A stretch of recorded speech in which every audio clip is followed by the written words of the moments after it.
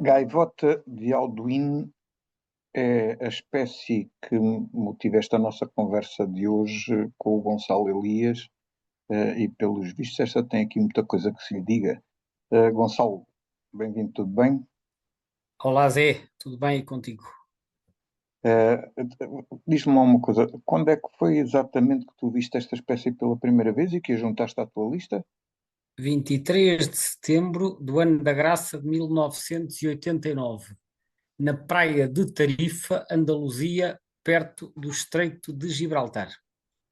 Nessa altura, esta gaivota não era assim propriamente das coisas mais comuns de encontrar por aí. Por aí, quer dizer, de encontrar. Nem comuns, nem pouco comuns, porque praticamente não havia registros em Portugal. Era uma gaivota que eu, digamos assim, só conhecia dos livros. É daqueles bichos que o meu tio nunca tinha visto, o meu tio que me ensinou a ver aves. Em Portugal também não apareciam, até na Ria de Alvor, que era um sítio que eu já tinha frequentado, já tinha começado a frequentar em 1988, eh, que eu me recorde, que eu me recorde, também não tinha ainda aparecido lá nenhuma. Depois, mais tarde, começaram a aparecer. Portanto, que eu saiba, o primeiro registro, tirando registros antigos que eu já vou falar, o primeiro registro, enfim, recente foi em outubro de 1988 no Cabo Raso. No Portanto, Cabo. repara, eu começo a ver aves em 87 e, portanto, nessa altura ainda não se via. Portanto, é uma ave que não há em Portugal, eu não conhecia ninguém que tivesse visto, ainda por cima tinha um nome esquisito. Portanto, para mim é daquelas aves que estava assim ilustrada nos livros e mais nada. Só que, entretanto, como eu já referi, eu quando ia nas minhas visitas à Associação A Rocha, na Ria de Alvor, eles tinham lá uma bela biblioteca e eu gostava de andar lá a folhear a bibliografia que lá havia, porque eram coisas que eu não tinha em casa em Lisboa, e havia lá uma publicação que já me tinha vindo a interessar bastante sobre o Estreito de Gibraltar, e eu tinha lido que essa gaivota aparecia com alguma frequência na zona do Estreito. E eu, como eu referi nas conversas anteriores, eu fui com o meu primo Francisco e com o meu amigo Alberto, fomos até à zona de Gibraltar e andámos ali a ver rapinas na zona do Estreito e depois descemos até à praia de Tarifa, já ao final do dia, e eu, como já tinha lido que ia possivelmente até o Peter Harris, que era o diretor do Centro da Rocha, até tenho uma vaga memória que ele me teria falado nisso, mas já não fixei os pormenores.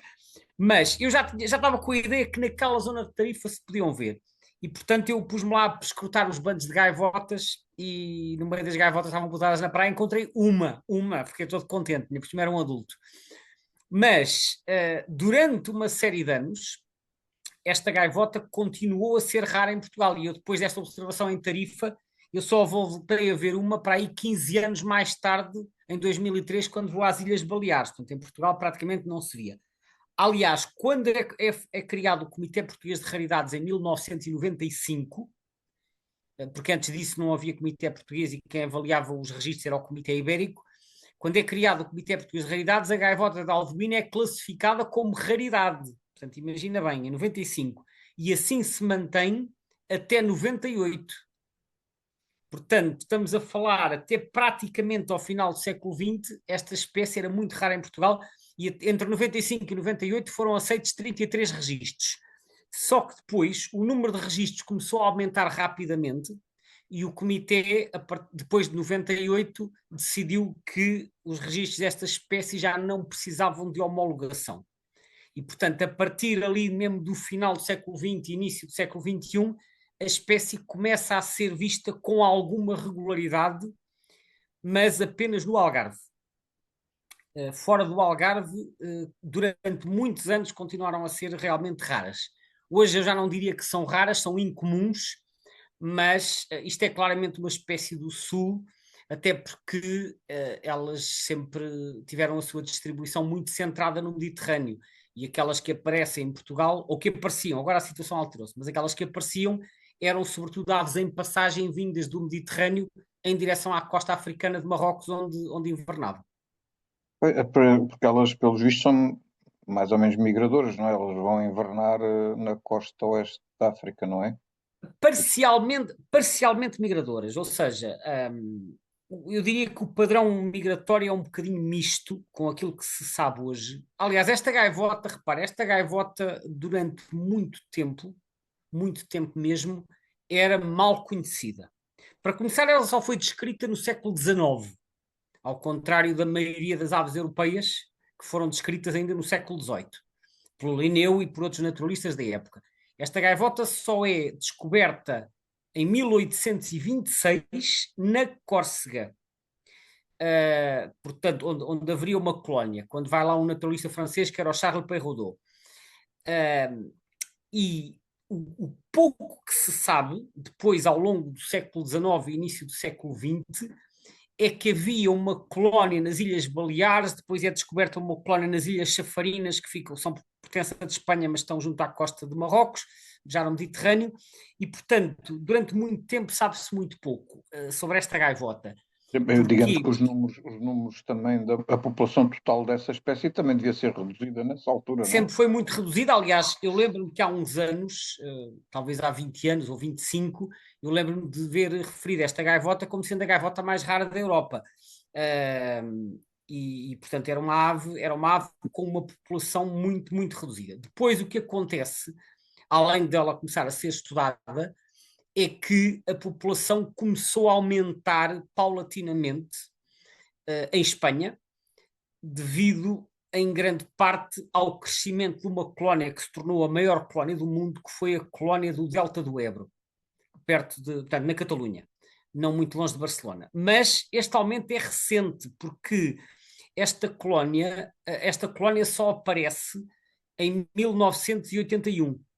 Antes disso, essa colónia não existia. E depois ela começa a crescer de uma forma espetacular, em parte por nidificarem num local bastante resguardado, em parte porque elas se alimentam também de restos de peixe e havia ali uma grande quantidade de restos de peixe à disposição e a colónia aumentou rapidamente. Portanto, uma colónia que se estabelece em 1981, em 2007 já tinha 16 mil casais, portanto foi assim um crescimento muito rápido. Mas subitamente, após 2010, essa colónia, que reunia talvez 80% da população mundial, ou perto disso, ou pelo menos da população espanhola, que também era o país mais importante, essa colónia, a partir de 2010, colapsou. Colapsou, pensa-se que em parte pela redução de alimento desses desperdícios de peixes e em parte devido a uma grande predação por parte de mamíferos terrestres. E essa colónia nunca mais se recompôs. Portanto, aquela que era a colónia mais importante do mundo teve uma diminuição brusca, e foi por causa disso que a espécie, que já estava como não ameaçada, passou a estar classificada como vulnerável. Na sequência do colapso da colónia do Delta do Ebro, a espécie espalha-se por outras zonas do Mediterrâneo e começa a formar colónias noutros pontos da costa espanhola, mais para baixo, até Valência, Múrcia e até Andaluzia, e é nessa altura que ela começa a nidificar em Portugal. Ela começa a nidificar em Portugal um bocadinho antes, para ser sincero. Ela começa a nidificar em 2001 em Castro Marim e passado 2 anos na Ria Formosa. Mas durante alguns anos os números dessas colónias eram muito reduzidos. Havia umas dezenas de indivíduos. E após o tal colapso da Delta do Ebro, a população de, que nidifica no Algarve aumentou, mas aumentou de uma forma muito rápida portanto, a ponto de hoje a colónia da Ria Formosa se ter transformado, penso eu, na maior colónia do mundo, que já tem mais de 5 mil casais. Portanto, e sabe-se, graças à observação de aves anilhadas, que muitas das aves que estão atualmente a nidificar no Algarve nasceram em Espanha. Portanto, há transferências de aves de umas colónias para as outras. E agora o que acontece é que a colónia do Delta do Ebro desapareceu, elas distribuíram-se por outras colónias, mas o número total de indivíduos não aumentou, diminuiu. Portanto, tens mais colónias, mas mais pequenas. Por Portanto, isso é que a situação... Em Portugal temos um crescimento abrupto, mas no resto da Sim, tem vindo a distribuição, crescer, tem vindo a crescer. mas o resto da distribuição, pelos vistos, a diminuir. Não, vamos ver. Há algumas colónias em Espanha a aumentar, colónias que se formaram noutras zonas da costa mediterrânica espanhola, só que não têm aquela dimensão dos 16 mil casais que havia no delta do Ebro. Portanto, são colónias muito mais pequenas, da ordem das dezenas ou centenas de casais.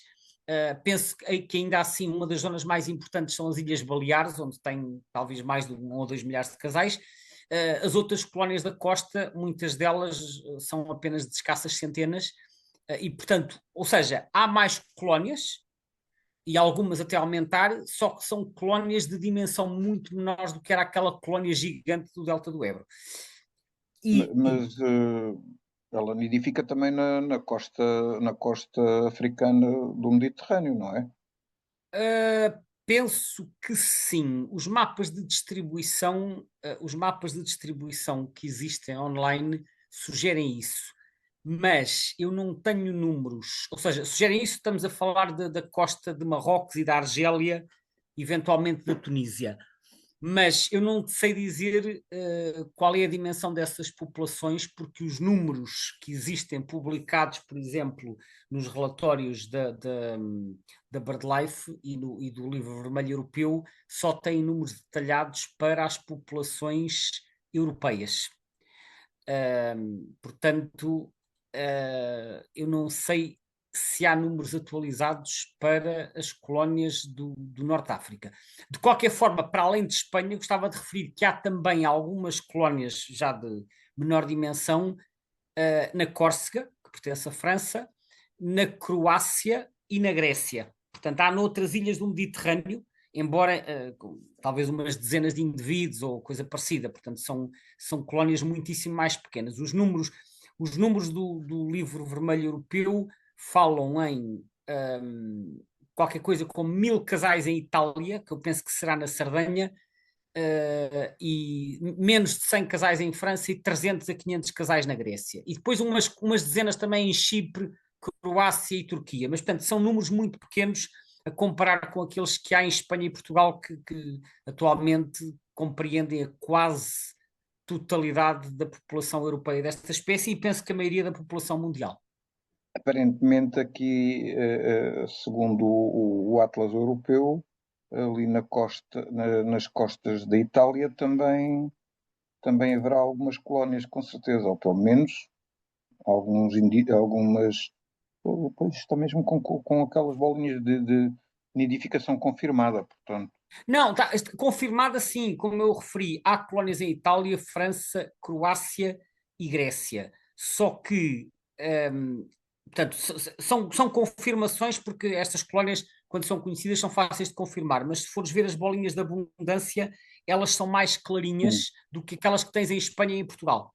Pois aí é Portanto, como diz, é Espanha e Portugal, claro. sobretudo na Grécia. Na Grécia tens uma data de colónias, mas são tudo bolinhas clarinhas, são colónias muito pequenas. Portanto, o grosso da população está no Mediterrâneo Ocidental. E talvez por uma questão de maior proximidade a Marrocos e à costa africana, onde elas invernam, não sei se é isso ou não. Agora, o que eu te posso dizer é que tu estavas-me a perguntar se elas são migradoras. Elas antes iam invernar muito à costa africana. Nos últimos anos tem-se verificado uma tendência cada vez maior para ficarem nas costas europeias durante o inverno. E hoje em dia, porque há 20 anos, as gaivotas de Alduína apareciam no Algarve essencialmente durante as migrações. Portanto, que era no final do verão, havia muitas observações, tipicamente em julho, agosto, setembro, mas era sobretudo em agosto, e depois no outono já quase não havia. Mas nos últimos anos passou a haver invernada de gaivotas de algodão no Algarve. Ao princípio, alguns indivíduos e depois um número crescente. E em dias de temporal, às vezes aparecem muitas nas salinas. Não tantas como nas passagens, é certo. Eu recordo-me que quando residia no Algarve, eu cheguei a ver, por exemplo, nas salinas de Santa Luzia, perto de Tavira, uma concentração para aí de 900. Isso são números que não vemos no inverno. No inverno podemos ver assim umas dezenas, talvez uma centena ou duas, não mais do que isso. Mas a invernada passou a ser regular. E algumas anilhadas em Portugal. Portanto, anilhadas na Ria Formosa, porque tinham as anilhas azuis começadas por P, as anilhas espanholas são brancas. E, portanto, pode dizer-se que há indivíduos anilhados no Algarve, que ficam pela região durante todo o ano. Mas há outros que descem até Marrocos, até às Canárias e, em alguns casos, até ao Senegal, a Mauritânia, portanto, países já assim subtropicais. Quando aqui olhamos para o mapa que tens no portal avesportugal.info, aparentemente toda a costa portuguesa neste momento, norte a sul, é possível fazer observação desta espécie. Mas esse mapa está marcado a amarelo, a parte da costa, ou seja, está marcado a verde de Lisboa para baixo, até ao Algarve, porque hoje em dia a invernada, a presença ao longo do ciclo anual, já não acontece apenas no Algarve, acontece também no litoral alentejano e até à Foz do Tejo, mais ou menos. Portanto, por isso é que está marcado a verde, que significa residente. Para norte do Tejo, para norte de Lisboa, as gaivotas de Alduíno hoje em dia aparecem já com regularidade, mas apenas naquele período do verão que eu referi, sobretudo durante o mês de agosto, às vezes também em setembro. E em muitos casos são juvenis em dispersão. Portanto, eu penso que são aves vindas ou das colónias portuguesas ou vindas do Mediterrâneo que sobem um bocado ao longo da costa portuguesa, aparecem nessas zonas, mas depois vão-se embora. Aliás, em Espanha acontece a mesma coisa. Há registros na costa norte, portanto, Astúrias, País Basco, Galiza, mas que também são sobretudo durante o verão e depois elas não ficam para invernar. Portanto, eu presumo que sejam aves que sobem e depois a certa altura voltam para trás e seguem para a África, ou então voltam para o Mediterrâneo, não sei. No mapa do terceiro Atlas, há, no entanto, ali uma bolinha, julgo que seja a Lagoa de Santo André, não sei, talvez, de nidificação confirmada. Quer dizer, por acaso, espera, deixa-me lá ver se estou a olhar para o mapa correto, estou sim. Não é confirmada, é provável. Ora bem, no mapa do terceiro Atlas, também estou aqui Terceiro Atlas, neste sim. momento Na a olhar distribuição para ele. tens uma bolinha vermelha, portanto, que indica nidificação provável. Eu Sim, olhando aqui para vamos uma ver. atenção que Sim, isto a única nidificação confirmada que tens é é mesmo na cá Ria em baixo no Formosa, que Algarve, é não onde é? está atualmente a principal colónia, sim. Depois tens observações de nidificação provável que eu não, sem conhecer os detalhes dos registros, não sei interpretar se houve algum tipo de comportamento de suspeita de nidificação, como por exemplo paradas nupciais ou zonas com condições de reprodução ou qualquer coisa, ou se foram simplesmente observações de pares que o observador registrou como sendo um casal e isso automaticamente entra como provável. Não sei. Portanto, não sei exatamente o que é que significa essa observação no Lagoa de Santo André, só pesquisando para ver se encontrávamos a data. O que posso dizer é que recentemente já foi confirmada a nidificação no estuário do Sado. Recentemente estamos a falar há 1 ou 2 anos. É um número pequeno de casais, mas também foi assim que isto começou no Algarve. Começou com um número muito pequeno, primeiro em Castros Marinho, depois na Ria Formosa, e portanto a nidificação no estuário do Sado, do meu ponto de vista, insere-se num processo natural de expansão da espécie, porque, repara, antes delas nidificarem em Portugal, elas só nidificavam no Mediterrâneo. Elas saíam para o Atlântico para invernar e apareciam em passagem no inverno, mas elas nidificavam no Mediterrâneo. Quando se dá o primeiro registro de nidificação em Castros Marinho, em 2001, é quando as gaivotas de Alduíno saem do Mediterrâneo como reprodutoras. E depois a seguir à Ria Formosa. Portanto, elas começaram a conseguir nidificar no Atlântico. No Atlântico, quer dizer, na costa atlântica. Aliás, portanto, em 2000, em Castro Marinho, há uma suspeita em 2000 e há uma confirmação em 2001, mas elas em Castro Marinho duraram muito pouco tempo. Ficaram lá 2 ou 3 anos e depois houve suspeitas de pilhagem de ninhos ou predação e a partir de 2004 a espécie não voltou a nidificar, depois voltou a nidificar em 2006 e 2007, mas em Castro Marinho depois aquilo terminou e foi sempre uma população pequena. Na Ria Formosa é que começou a nidificar a partir de 2002 e aí conseguiram-se fixar e então a população começou a aumentar consistentemente e hoje, como eu referi, é uma colónia muito importante com mais de 5.000 casais e penso até que é a maior do mundo. A da a da Ilha da Barreta, porque depois, entretanto, começaram a nidificar na Ilha da Colatra também. Portanto, a população da Ria Formosa neste momento é muito importante, e eu diria que Portugal tem agora uma enorme responsabilidade na conservação mundial desta espécie. Sim, presumo que também que o crescimento dessa colónia também se deve precisamente a esforços de conservação, nomeadamente com um projeto LIFE dedicado um bocado a esta espécie. Apareceu um projeto LIFE, é verdade, e o projeto LIFE tem acompanhado a colónia e tem tomado algumas medidas para proteger as condições, mas inicialmente, quando se dá o crescimento desta colónia, durante alguns anos não havia ali nenhuma medida de proteção, a zona estava completamente desprotegida e passava lá um passadiço ao lado para acesso à praia. Isso até mesmo, curiosamente, não impediu a colónia de crescer, embora é preciso dizer que a colónia nidifica na primavera e os acessos à praia são sobretudo durante o verão, mas aquilo até estava bastante desprotegido, só que as gaivotas foram para ali por ser uma ilha barreira desabitada e elas acharam que tinham ali condições, sobretudo não é só condições de falta de perturbação, que isso é um dos fatores, mas um dos principais fatores para estas aves de hábitos marinhos que nidificam no solo é a ausência de predadores terrestres, como seja raposas, gatos, ratazanas e outros predadores de quatro patas que podem pôr em risco a sobrevivência da colónia. Portanto, Se as bem se ilhas, bem que as gaivotas de patas amarelas e outras assim desse género também podem constituir um risco, os predadores alados chegam a qualquer lado, não é? Os claro. predadores terrestres não. E, portanto, as aves marinhas tendem a nidificar em ilhas para estar a salvo dos predadores terrestres. Os predadores alados são uma ameaça que elas vão tendo que gerir e às vezes E até porque a até porque forma a Juca de patas amarelas também nidifica na mesma ilha, não é? também, mas não são muitas, e são menos. E, portanto, o que acontece é que, repara, estas aves, para se defenderem dos predadores alados, ou nidificam em cavidades, como acontece com os painhos e com as pardelas, ou então, no caso destas gaivotas, o que podem fazer é formar colónias grandes, porque é um bocadinho aquela da união faz a força, não é? Sendo muitas, É, conseguem se defender um bocadinho melhor, se calhar. a Uh, proteção nos números, não é? como? É a proteção nos números.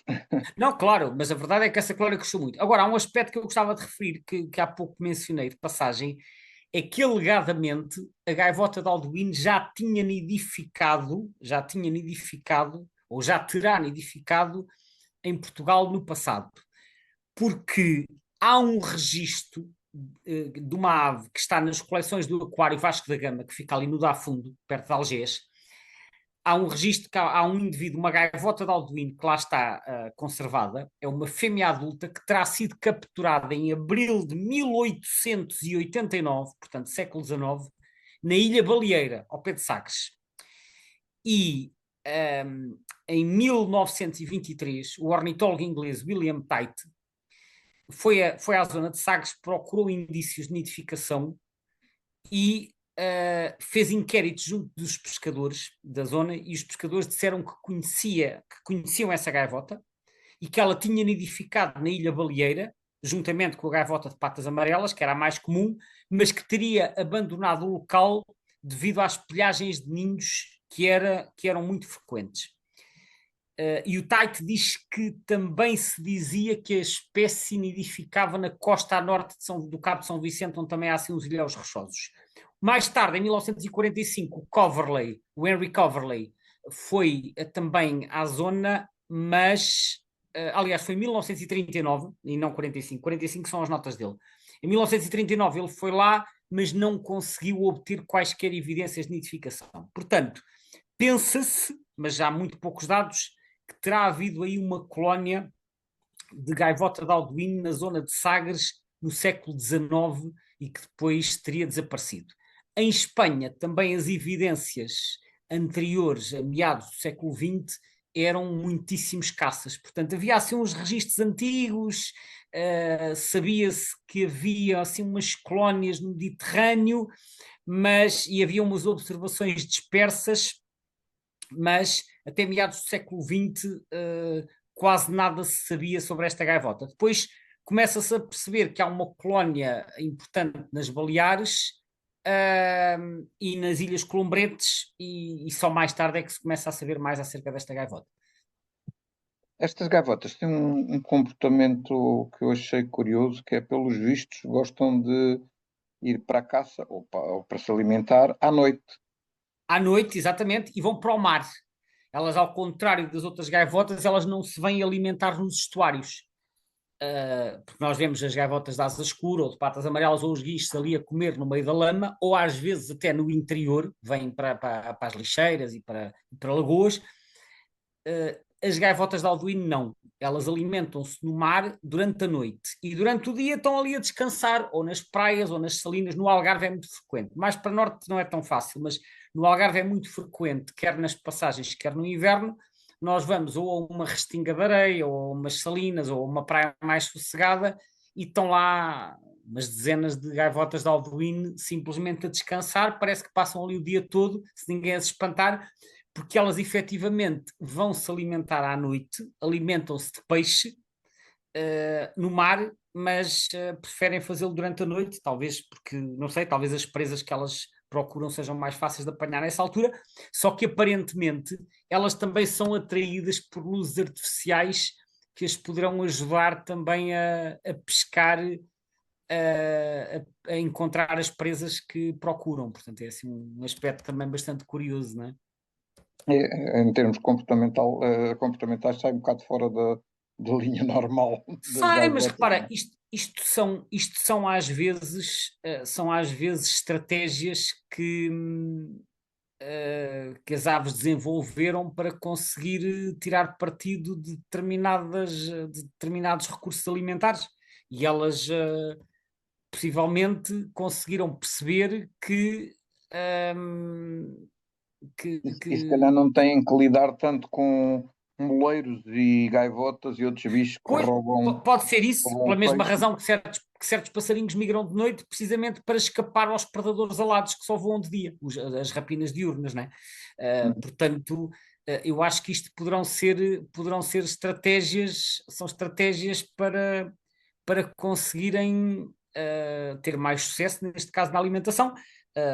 E depois começaram a nidificar. Elas, quando há o colapso do Delta do Ebro, da colónia do Delta do Ebro, elas depois até começam a nidificar muito mais perto um, de localidades, por exemplo, em portos, há em portos da costa Sim, sim, valenciana. por causa do peixe, dos restos deitados ao mar, não é?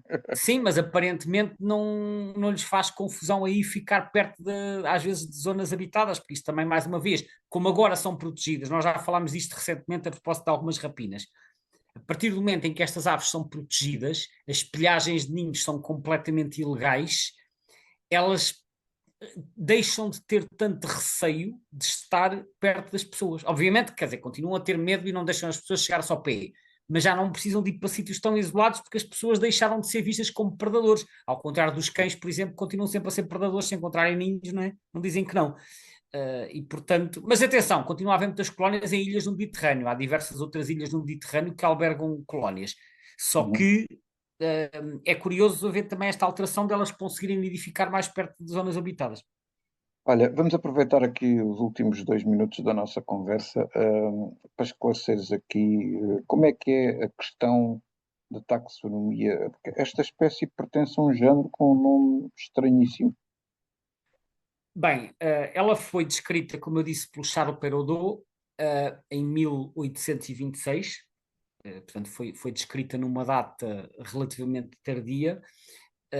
E o Perrault nem sequer era um especialista em aves. Ele era francês e compilou listas de fauna da Córcega já na década de 1820, e foi ele que encontrou a gaivota de Alduin. Na altura classificou-a como Lars Alduini, em homenagem ao Jean-Victor Rodin, mas mais tarde, depois dentro das gaivotas, pode-se encontrar diferenças entre as várias espécies. E então, alguns anos mais tarde, em 1829, um outro ornitólogo alemão, que é o Kalb, propõe o género Ictietus. E há várias espécies de gaivotas que atualmente estão incluídas neste género. Das que ocorrem habitualmente em Portugal é a gaivota de Alduini e a gaivota de cabeça preta, que é a Ictietus melanocéfalos. Portanto, ela mudou do género Lares para Ictietus. Depois, mais tarde, volta ao género Lares, porque eu quando eu comecei a ver aves na década de 80, ela era Lars Alduini. quando Mas finalmente agora volta a ainda mudar está de outra género. vez, agora está outra vez no ICTEATS, não é? Tá, mas é assim, quando ela é separada do Alduin, do Lares novamente, ela vai para o género que já tinha sido criado. Portanto, o género Ictiotes é ressuscitado, como se costuma dizer nestas questões taxonómicas. Não se vai criar um género novo quando já tinha sido proposto outro género para esta ave. A menos Certo. que, a menos que as duas aves que tinham sido propostas neste género, se fosse necessário separá-las em dois géneros diferentes. Aí tinha que ser proposto um novo. Mas se é para recolocar num género à parte, vai-se ressuscitar o género que já tinha sido proposto, que neste caso era Ictiotes. Terminamos só relembrando aqui que já se fez um webinário sobre esta espécie e que está disponível no canal YouTube do avesdeportugal.info. E agradecer mais uma vez ao Gonçalo e a todos os que nos ouviram e até Obrigado, à Zé. próxima. Aproveito também, já que falamos do canal do YouTube, aproveito para sugerir a quem ainda não o fez que subscreva as notificações nesse canal. Portanto, basta depois estar no canal, clicar no sino lá em cima, no canto superior direito, para selecionar, para configurar as notificações e assim podem receber uma notificação sempre que entrar uma nova conversa ou uma nova gravação de um webinário no canal. Fica aqui também a sugestão. Obrigado a todos, obrigado Zé e voltaremos em breve. Até à próxima.